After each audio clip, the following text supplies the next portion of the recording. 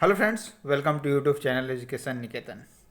आज के हम इस वीडियो में बिहार आर्थिक सर्वेक्षण 2019-20 से संबंधित तथ्यों पर चर्चा करेंगे। हमने प्रयास किया है कि वीडियो काफ़ी इंटरेस्टिंग हो और लगभग सारे फैक्ट कवर हो जाएं। हर बार लगभग 2 प्रश्न आर्थिक सर्वेक्षण से प्रीलिम्स परीक्षा में पूछे जाते हैं। 24 फरवरी 2020 को तत्कालीन उप मुख्यमंत्री सुशील मोदी के द्वारा 14वां बिहार आर्थिक सर्वेक्षण प्रस्तुत किया गया। आपके काम की बात, कौन सा आर्थिक सर्वेक्षण था? 14वां। सीरियल नंबर आप जरूर याद रखेंगे, बिहार में इस तरीके के सीरियल नंबर पूछने का ट्रेंड है। दूसरी बात, पहला आर्थिक सर्वेक्षण जो बिहार का था वो 6 और 7 वित्तीय वर्ष के लिए 7 मार्च 2007 को पेश किया गया था। तो आपको याद क्या रखना है कि पहला आर्थिक सर्वेक्षण 2006-7 के लिए पेश किया गया था। नेक्स्ट है, रिपोर्ट के अनुसार वर्ष 2018-19 में बिहार की अर्थव्यवस्था की वृद्धि दर स्थिर मूल्य पर 10.53% और वर्तमान मूल्य पर 15.03% रही। ये 2 डेटा बस आपको याद रखना है। नहीं भी याद रहे तो इतना तो याद रहेगा ही कि स्थिर मूल्य पर 10 के करीब था और वर्तमान मूल्य पर 15 के करीब था। इतना ही काफ़ी है। इस आर्थिक सर्वेक्षण को यानी इस रिपोर्ट को कुल 14 भागों में बांटा गया है और इसमें 2 अध्याय पहली बार जोड़े गए हैं। बस आपको यही 2 अध्याय याद रखने हैं, पर्यावरण एवं जलवायु परिवर्तन और दूसरा है ई गवर्नेंस, ई शासन।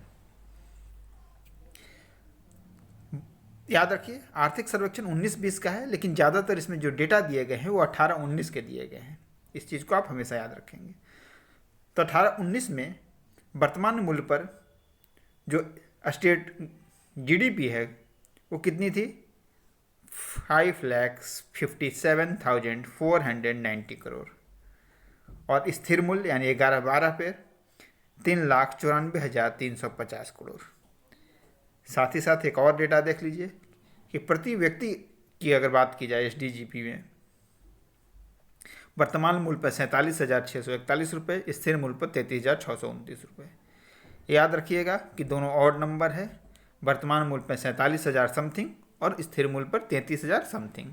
एग्जैक्ट याद रह जाए तो बहुत अच्छा, 33,629 और 47,641। वर्ष 2018-19 में बिहार की अर्थव्यवस्था में वृद्धि दर की बात की जाए तो 13.40 है, जो कि 17-18 में 13.01 था, 10 था। अब हम सकल राज्यगत जो मूल्यवर्धन में विभिन्न जो क्षेत्र होते हैं अर्थव्यवस्था के, यानी प्राथमिक, द्वितीय और तृतीय, उन तीनों क्षेत्रों का योगदान देख लेते हैं। 21%, 19% और 59%। एग्जैक्ट डेटा याद रखना है, 21.3%, 19.7% और 59%। सबसे ज़्यादा किसका है? तृतीयक का है। सबसे कम किसका है? द्वितीयक का है। और सबसे द्वितीय स्थान पे कौन सा है? प्राथमिक। आप इसमें जो आपको याद रखने वाली चीज़ है वो यह है कि द्वितीय जो क्षेत्र है, द्वितीयक क्षेत्र है, उसका योगदान सबसे कम है और सबसे ज़्यादा किसका है? तृतीय क्षेत्र का है। प्रति व्यक्ति लघु बचत के आधार पर 3 सबसे समृद्ध जिले जो बिहार के हैं, पटना, सारण और बक्सर। तो इसमें कॉमन सेंस से भी आप लगाएंगे तो पटना आएगा। तो जो और चीज़ें होती है ना उसे दिमाग में डालना होता है। सामान्य चीज़ें होती हैं तो आप सामान्य रूप में रहने दीजिए। पटना, सारण और बक्सर। पेट्रोल के खपत में भी पटना नंबर 1 पे है। मुजफ्फरपुर और गोपालगंज द्वितीय और तृतीय स्थान पे। याद रखिएगा कि सब जगह पटना नंबर 1 पे नहीं है। साक्षरता की दृष्टि से रोहतास जिला जो है नंबर 1 पे है।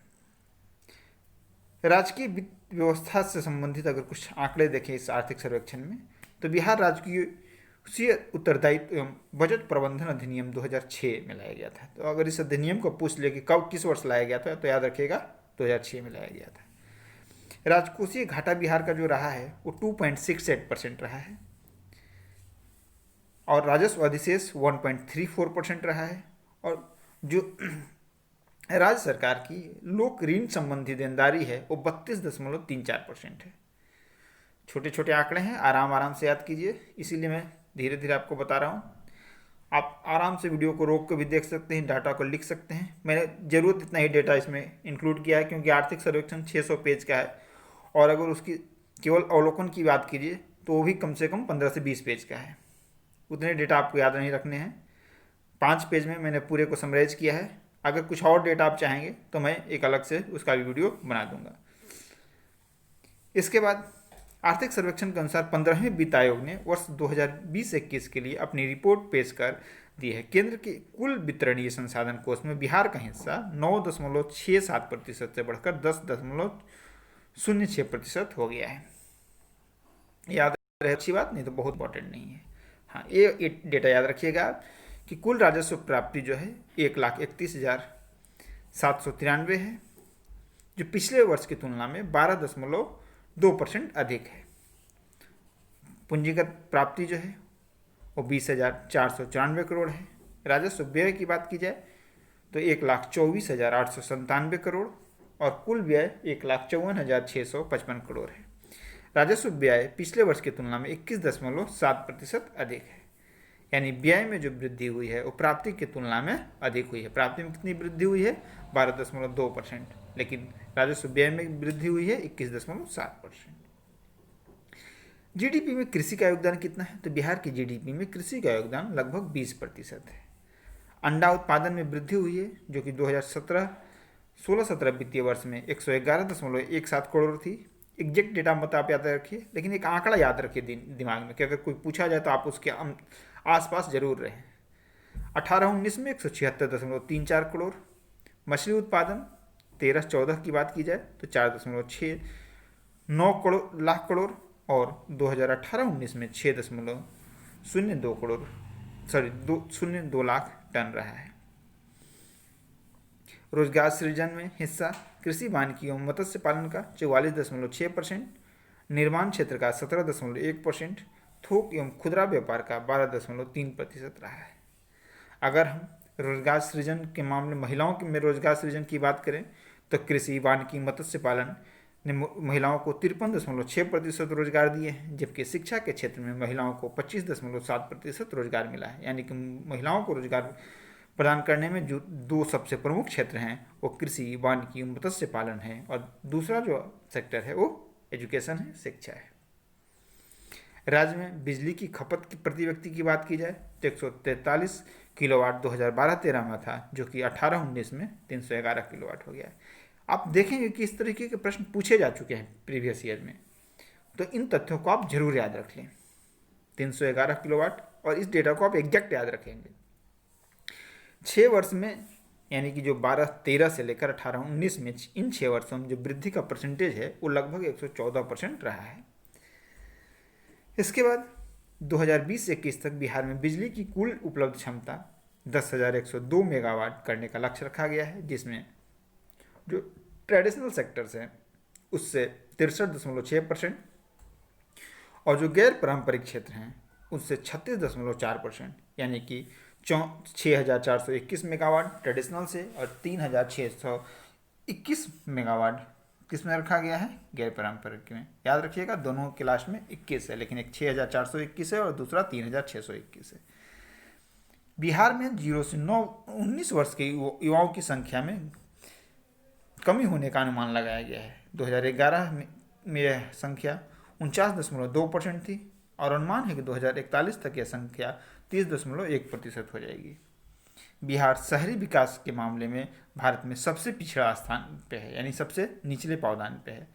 राष्ट्रीय औसत जहां 31.2% है, वहीं बिहार में शहरीकरण का औसत मात्र 8.6% है। 2011 की जनगणना के अनुसार 11.3% था, और याद रखिएगा कि सबसे कम जो शहरीकरण वाला राज्य था 2011 की जनगणना के अनुसार वो कौन सा था? हिमाचल प्रदेश था। लेकिन वर्तमान स्थिति में बिहार सबसे पिछड़ा राज्य हो गया है शहरीकरण की दृष्टि से। लेकिन अगर आपसे जनगणना के रिपोर्ट के अनुसार पूछेगा तो जनगणना वाली रिपोर्ट के अनुसार ही आप डेटा देंगे। देश में आबादी के लिहाज से सड़कों के घनत्व के मामले में बिहार चौथे स्थान पर है। बिहार में सड़कों का घनत्व कितना है? 223 किलोमीटर। डेटा याद रखेंगे, 223 किलोमीटर। केरल में 692 किलोमीटर और केरल पहले स्थान पे है।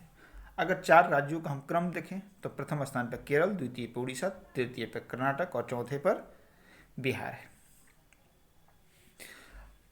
हमने उतने डेटा आपके साथ साझा कर दी जो परीक्षा उपयोगी है। समय कम है इसलिए बहुत ज़्यादा मॉकअप करने की ज़रूरत नहीं है। हमने ऑलरेडी बिहार की जो योजनाएं हैं उनकी पूरी लिस्ट आपके साथ साझा कर दी है एक वीडियो बनाकर।